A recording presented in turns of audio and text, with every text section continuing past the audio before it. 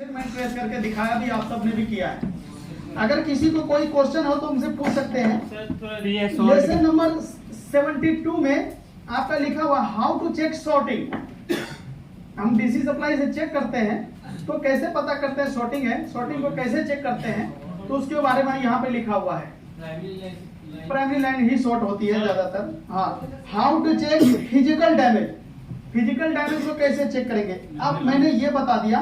अब इसमें से आपको 11 तारीख के डेट में साइन करनी है। अब आप जो भी क्वेश्चन हो इसका पूछ सकते हो मेरे से। पीएस होल्ड को कैसे वेरीफाई करेंगे? पीएस होल्ड को कैसे चेक करेंगे? चार्जर लगा के उस पॉइंट पे 1.8 वोल्टेज आना है। क्या लीकेज, अगर लीकेज हुआ तो? अरे लीकेज सॉर्टिंग आता है ना, वही लीकेज है ना। कम मिली करंट की सॉर्टिंग है तो लीकेज हो गया। तो कैसे पाएंगे? डीसी सप्लाई पे लगाएंगे। अगर बिना चेक कैसे करेंगे कि अच्छा किधर किधर है? अगर 200 से कम मिली करंट का शॉर्टिंग है, जिसको आप हाफ शॉर्टिंग बोलते हो, अगर चाइनीज हैंडसेट है तो पावर आईसी की दिक्कत होगा। पहले ऑन नहीं हो रहा था ये, इसके डायोड खराब थे, वो डायोड शॉर्ट लगा। हो सकता है वो खराब होगा, आपने उतार दिया होगा तो उसके बाद चेक नहीं किया होगा, ऑन हो गया होगा। पीएस होल्ड को सर एक बार वैसे कहाँ पे उसको अपना नहीं, इसमें बोर्ड में अपने पीएस में बगैर डायग्राम का पीएस होल्ड हम नहीं ढूंढ पाएंगे। ऐसे नहीं। या तो आप डीसी सप्लाई से होल्ड वाला चेकिंग कर सकते हैं या पोर्ट चेक कर सकते हैं। अगर आपको डायग्राम से चेक करना तो डायग्राम होना बहुत जरूरी है ना। और ये पीएस होल्ड में अपने को कितना मिलेगा? 1.8। अगर वो मीडियाटेक का हैंडसेट होता है तो आपको वॉच डॉग के नाम से मिलेगा। किस नाम से मिलेगा? वॉच डॉग के नाम से। अब देखो पीएस होल्ड आप सबको ढूंढना आना चाहिए, है ना। तो डायग्राम खोल के देखो, ये हमारा सेमेटिक में जाएंगे, है ना। यहाँ पे लिख देंगे होल्ड। क्या लिख दोगे? होल्ड। लिखो जरा।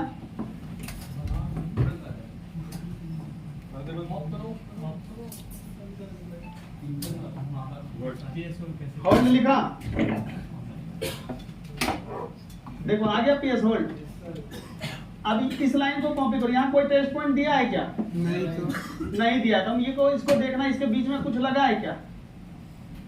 देखो यहाँ पे भी नहीं है कुछ। यहाँ देखो इस लाइन में एक कैपेसिटर दिया है, कह रहा है घेर के, कह रहा है ये नहीं होगा, लेकिन इसके जगह पॉइंट खाली होगा, है कि नहीं। अब एक कैपेसिटर का बताओ पार्ट नंबर, लोकेशन आईडी क्या है? कॉपी किया। इसके लेआउट में जाओगे, कहाँ पे लगे हैं ये पता चल जाएगा। यहाँ पे देखो, ये सीपीयू है ना, इस पे चार्जर लगा के 1.8 आता है। इसका मतलब हमारे मोबाइल का हार्डवेयर सेक्शन ओके। वो फोन में फिर आपको सॉफ्टवेयर का दिक्कत होगा या एमएमसी से ही दिक्कत होगा। तो चार्जिंग, पावर, सीपीयू तीनों ही ओके होगा।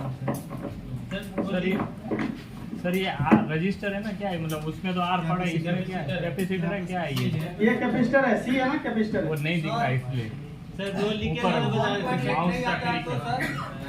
हार्डवेयर का प्रॉब्लम है। पहले ये समझ लो ना लीकेज का, इसके बाद पूछ लेना।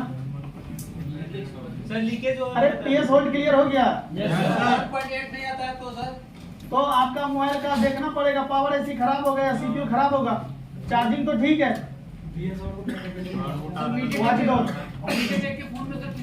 वॉच डॉग वोल्टेज उतना ही मिलेगा 1.8, नाम अलग होता है चार्जर लगा के। बाकी सब में पीएस होल्ड मिलेगा। एमटीके में वॉच डॉग, बाकी सब में पीएस होल्ड। आपको सबसे पहले ये देखना पड़ेगा प्राइमरी लाइन में जितने भी आईसी होती है या जितने भी कंपोनेंट लगे, उसमें से कोई एक लीक कर गया है कि नहीं। इसको ढूंढना एक घास में सुई ढूंढने के बराबर है कि नहीं। या तो आपके पास थर्मल होना चाहिए। थर्मल तो आप देख लो कहाँ पे गर्म हो रहा है। अगर थर्मल नहीं है तो एक एक करके सारे आईसी, सारे कंपोनेंट उतारने पड़ेंगे, जिसमें से कुछ आईसी के बारे में मैं बता रहा हूँ। पहले आपको पावर उतारना चाहिए, फिर आपको चार्जिंग उतारना चाहिए, फिर 4G उतारना चाहिए, है कि नहीं। अगर इतने उतारने से आपका लीकेज नहीं हटता है, क्योंकि इसके खराब होने के चांसेस बहुत ज्यादा होते हैं, है ना। नहीं लीकेज अब यहाँ छोड़ दो। लीकेज कंपोनेंट में हुआ तो थर्मल चाहिए, नहीं तो एक एक कंपोनेंट पागल हो जाएगा ढूंढ ढूंढ, है कि नहीं। लीकेज, हाँ लीकेज आपको याद रखना, वो थर्मल से ही जाएगा, नहीं जाएगा तो आपको बहुत ज्यादा परेशानी का सामना करना पड़ेगा। डीसी सप्लाई को ऑटोमेटिक रीडिंग उठाएगा ना,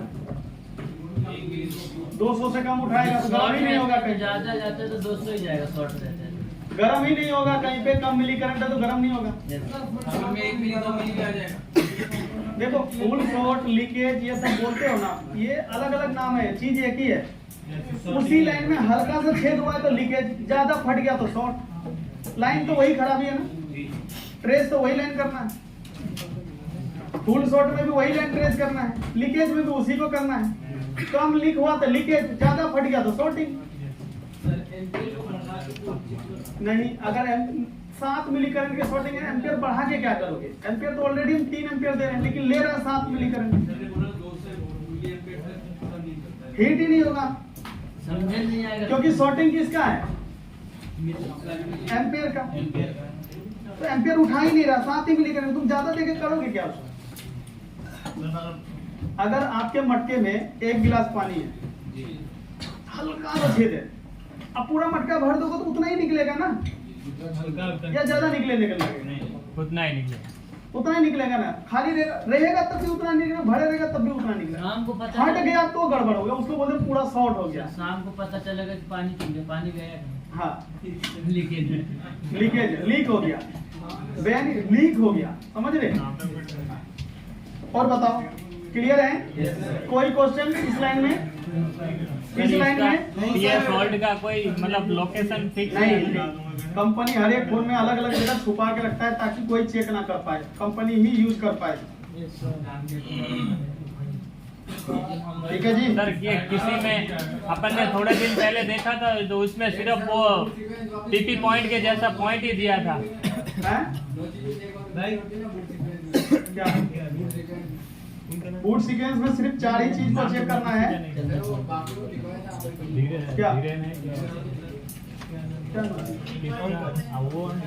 वही तो चेक करना है यार, लिखवाया तो था मैंने, प्राइमरी बनेगा तो ये चेक करेंगे, नहीं बनेगा तो ये चेक करेंगे, लिखवाया तो था।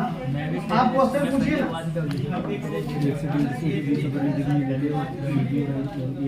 पहले प्राइमरी लाइन लीकेज वाला क्लियर हो जाए तो हम सेकेंडरी में जाएंगे ना सर। अभी देखो प्राइमरी ही क्लियर नहीं, आप बोलो क्लियर, इनका क्लियर नहीं है। पूछो तो सही, क्योंकि जब एक जने प्राइमरी पूछोगे, एक जने सेकेंडरी पूछोगे, तीसरा जने कुछ भी नहीं समझोगे। पहले प्राइमरी क्लियर कर लो तब हम सेकेंडरी में जाएंगे। सर, ये सोल्ड में अपन थोड़े दिन पहले एक टीपी पॉइंट जैसा पॉइंट देखा था, उस पे भी हो सकता है? कहीं भी हो सकता है, आपको स्क्रैच करके निकालना पड़ेगा, ऐसा भी हो सकता है। सर, अगर पीएस वोल्ट नहीं मिलेगा तो बहुत ज्यादा सर्च करना पड़ेगा। हाँ जी। सर, ये पीएस वोल्ट पे अगर वोल्ट मिल गया तो मतलब क्या समझने का कि मल्टीमीटर से चेक करो क्या पीएस वोल्ट में अगर वोल्ट मिल गया तो मतलब सब ओके या क्या समझने का इसको? पावर ऐसी ओके है, चार्जिंग ऐसी ओके है, सीपीयू ओके है, उस फोन में सॉफ्टवेयर या एमएनसी का फॉल्ट होगा। एक ही ऑप्शन रह जाएगा फिर ईएमसी का, बाकी सब चेक होगा। बहुत काम आएगा। अब जब बैटरी खराब है कुछ डिसमिशन तो लगा नहीं। आप प्राइमरी लाइन के बारे में कोई और पूछना चाह रहे हैं? हम देखे सबसे ज्यादा भारी प्राइमरी लाइन ही पड़ गया आप सब पे। लीकेज में वही प्रॉब्लम था। जबकि आधे जने तो एजेंट से ही सीख के आए होंगे, तब फिर भी प्राइमरी लाइन क्लियर नहीं। वहाँ पूछते नहीं हो, वहाँ तो एकदम निकल लेते हो आगे। सर, वहाँ पे पूछ लीजिएगा, ऊपर बताया जाएगा। प्राइमरी लाइन शॉर्ट है, क्या है? और प्राइमरी लाइन में वोल्टेज नहीं दे सकते। सेकेंडरी, जब सेकेंडरी लाइन में वोल्टेज नहीं दे सकते क्योंकि एक तरफ पावर होती है, दूसरी तरफ सीपीयू होता है। अगर हम पावर के हिसाब से दे तो सीपीयू पूरा मान जाएगा, अगर सीपीयू के हिसाब से दे तो पावर को कुछ नहीं होगा, है कि नहीं? अब यहाँ पे वही सिचुएशन है जो हमारे साथ इस वक्त है। तो हम क्या करते हैं, सीपीयू को बाहर कर लेते हैं। क्या कर लेते हैं? जो नाजुक है उनको कर लेते हैं सेफ। भाई पहले तुम तुम्हें बचा ले, बाद में उनसे भिड़ेंगे, है कि नहीं? सीपीयू को बाहर उतारा, देखते हैं क्या जीआर ठीक हुआ या नहीं हुआ। समझे बात को? 10 ओम से ऊपर चले जाएगा तो आपको समझ लेना है कि प्रॉब्लम सीपीयू से ही था, है कि नहीं? सीपीयू रिवॉल्व करके डाल दीजिए, वापस 10 से नीचे जाता है तो सीपीयू फूक गया है, सीपीयू सीपीयू नया डालना पड़ेगा। समझे बात को? बाई चांस अगर सीपीयू उतारने के बाद भी अभी भी कम जीआर है तो पावर भी उतार लीजिए। अब आपने पावर और सीपीयू दोनों ही उतार लिया, यानी कि बक लाइन का एंड डेस्टिनेशन स्टार्ट दोनों आपके बाहर है, यानी कि आप फूकेगा नहीं। अब आप शॉर्ट क्लियर दे सकते हैं। आप अगर ज्यादा भी वोल्टेज दे देंगे, 4 वोल्ट भी दे देंगे, हाँ, तो कुछ खराब नहीं होगा। समझे बात को? जी सर। जो भी लाइन शॉर्ट होगा वो खुद ही हीट होके पिघल जाएगा। समझे बात को? जब तक बोर्ड में सीपीयू और एमएमसी लगा है, तो सॉरी सीपीयू और पावर लगा है, तो उस लाइन पे शॉर्ट क्लियर हम नहीं देंगे। हालांकि 100 में से 90 मोबाइल आपका सीपीयू उतारने से ही सोल्व हो जाएगा। 2-4% आपका पावर से आएगा, 1-2% ऐसा होगा जो वाटर डैमेज होगा, कोई कैपेसिटर सड़ गया है। बीच में तो कॉइल हटा के चेक कर सकते हैं दोनों पार्ट का। आप कॉइल उतार के चेक करेंगे तो अगर एक तरफ पावर का तरफ जीआर सही हो गया तो पावर तो ठीक है, सीपीयू उठाएंगे, है कि नहीं? तरीका अच्छा है। सीपीयू अगर अब सीपीयू की तरफ गड़बड़ है तो सीपीयू उतारेंगे, ये भी तरीका बहुत अच्छा है। सीपीयू चेंज करेंगे कि रिवॉल्व करके लगा देंगे? अगर हम रिवॉल्व करके लगाते हैं वापिस सेम कंडीशन में रहता है तो सीपीयू खराब होगा, सीपीयू को चेंज करना पड़ेगा। समझे बात को? होता है कैसे सीपीयू? तो पावर उठाएंगे, एक सेकंड। सीपीयू चेंज होता है? सीपीयू चेंज होता है सर। यही कोड जो बता दिया अभी उतारा है सीपीयू के जीआर आ रही है, चेंज होता है, सीपीयू नहीं होता, रिवॉल्व करके ही लग जाता है। अगर सीपीयू नहीं हुआ तो खराब हो जाएगा। सर सीपीयू चेंज होता है क्या सर? देखो सीपीयू सबकी चेंज नहीं होता है। इसके बोर्ड से निकाल के happy birthday to you, happy birthday.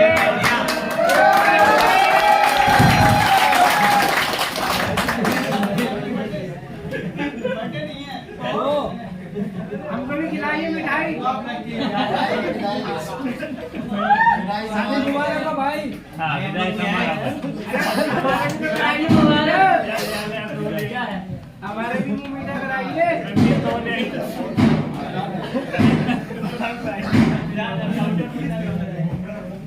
हमने क्या गुनाह किया? अरे हमारे भी मुंह मीठा कराइए ना।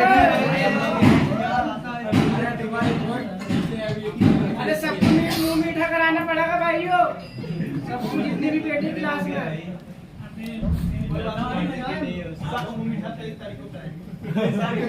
ताली बजाए सर, ताली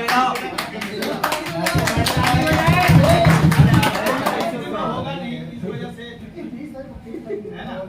एक है क्या? रसिया है क्या? विदाई समारोह आएगा। विदाई समारोह, विदाई।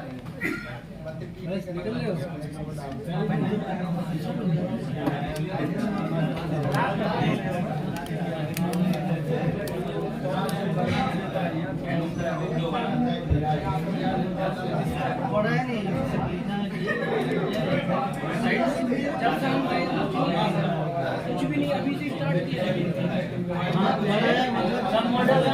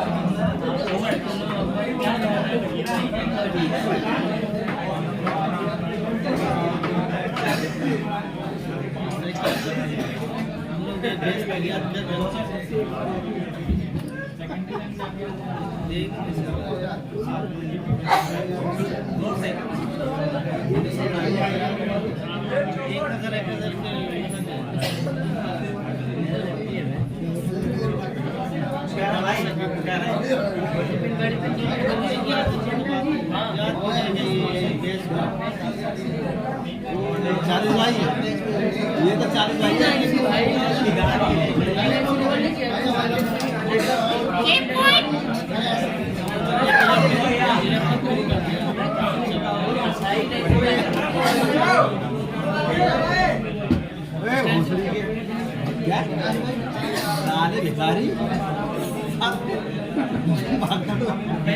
ये वो है जो भक्ति आत्मा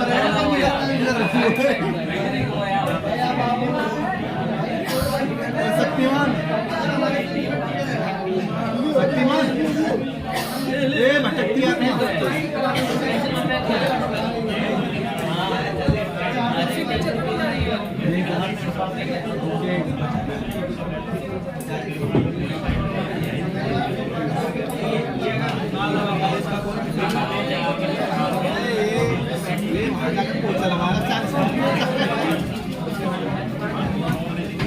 शक्तिमान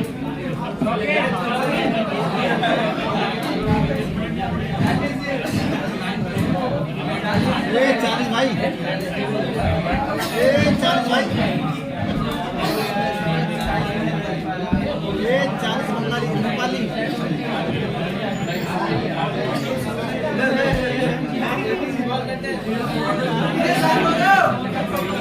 बात ही नहीं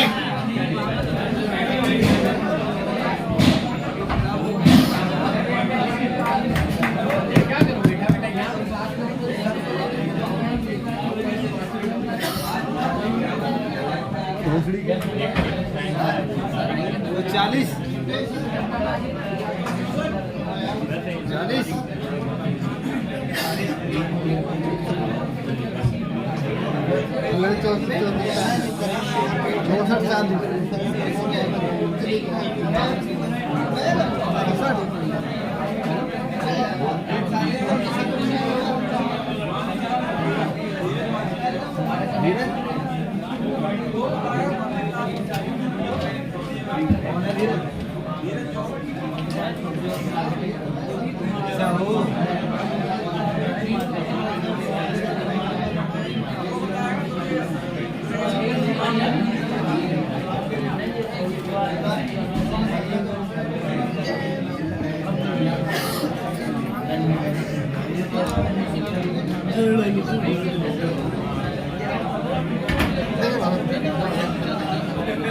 शक्तिमान